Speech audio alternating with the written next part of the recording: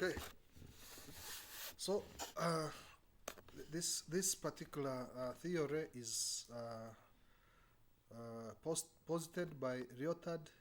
It is called the postmodernism theory. So, following Wolfgang Dietrich and Wolfgang Sutters and Innsbruck School of Peace Studies, some peace thinkers have abandoned any side and all are encompassing definition of peace. Rather, they promote the idea of many pieces. They urge that no singular correct definition of peace can exist. Peace should be perceived as plurality. The postmodern understanding of peace was based on the philosophy of Jean-Francois Lyotard. It served as a fundamental for the most recent concept of transnational peace and elicitive transformation. In 2008, Dietrich enlarged his approach of the many pieces to the so called five families of peace interpretations: the energetic, the moral, the postmodern, the transrational peace, the transrational unites the rational, and the mechanistic understanding of modern peace in relation to culture based manner with spiritual narratives and an uh, energetic interpretations. It's a systematic understanding of transnational pieces and client-centered method of conflict transformation, the so-called elicitive approach. New developments in sustainable peace, reconstruction, and development.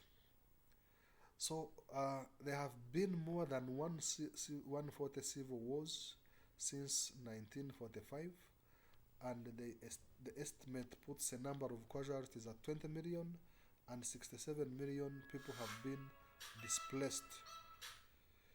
If correct, these figures are equivalent to half of the casualties and more than double the total of displaced persons in Europe during the Second World War, estimated at 40 and 30 million people respectively.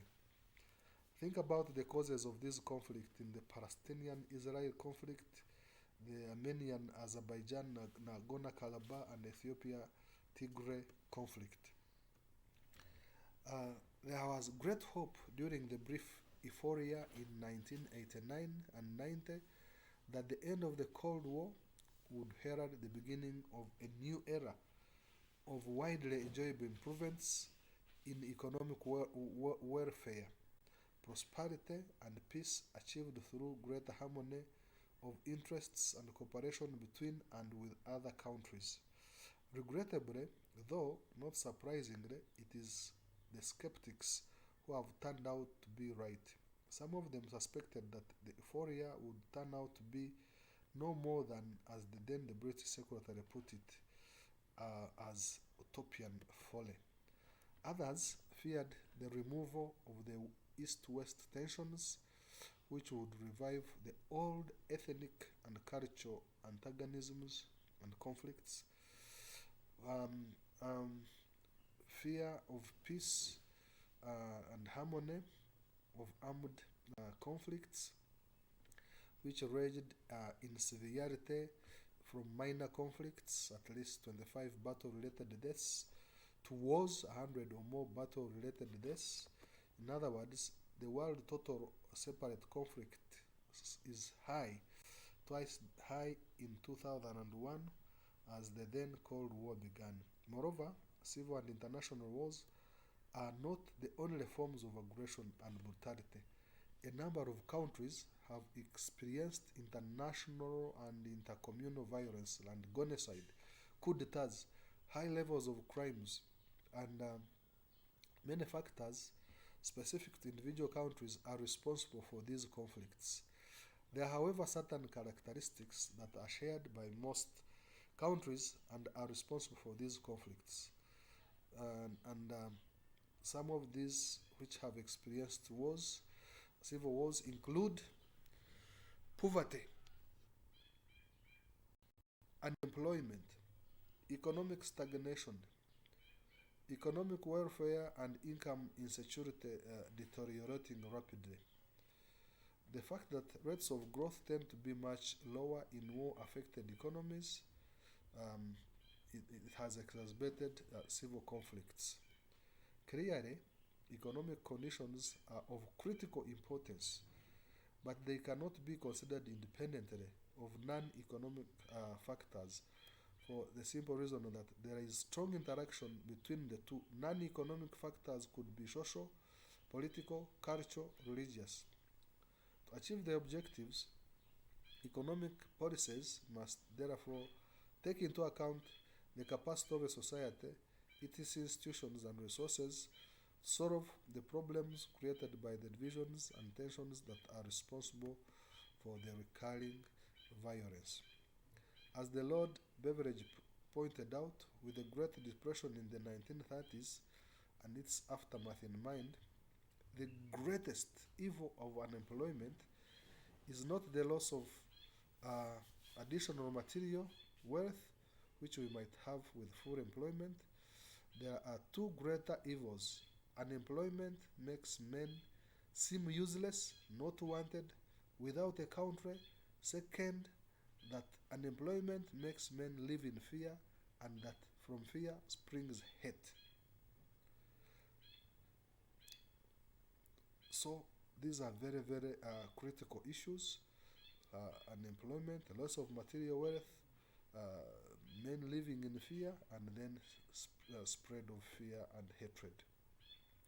Finally, the existing antagonisms and conflicts uh, have also caused widespread pessimism about the future.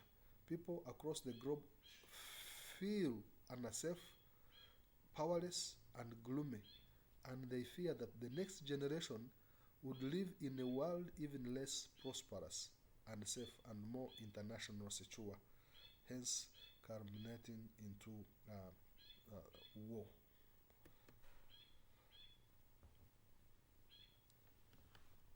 There are major causes of civil unrest and conflict in the world, and these are poverty, impoverishment, inequality, pessimism, social divisions, political oppression, and issues of economic inequality, and of course domestic economic policies which don't favor um, the majority of the people. So the economists have tried to show some of these views, and they have linked um, poverty to contradictions in developing countries, poor economic, monetary, and physical policies, vulnerability of the states, and other issues. Nevertheless, the fact that there is a strong link between poverty and armed conflict is indisputable and can easily be confirmed. Half of the states experiencing such a conflict since 1989 are in the bottom quartile of the countries included in the UNDP.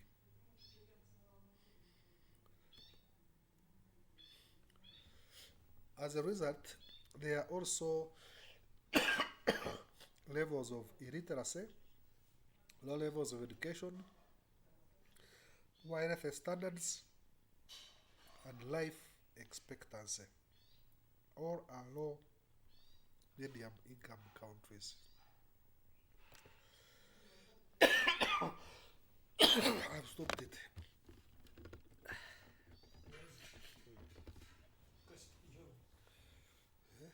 Exit.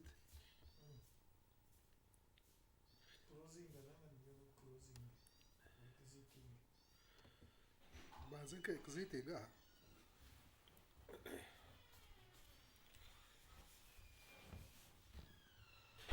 you stopped the recording? Yeah, stop the recording.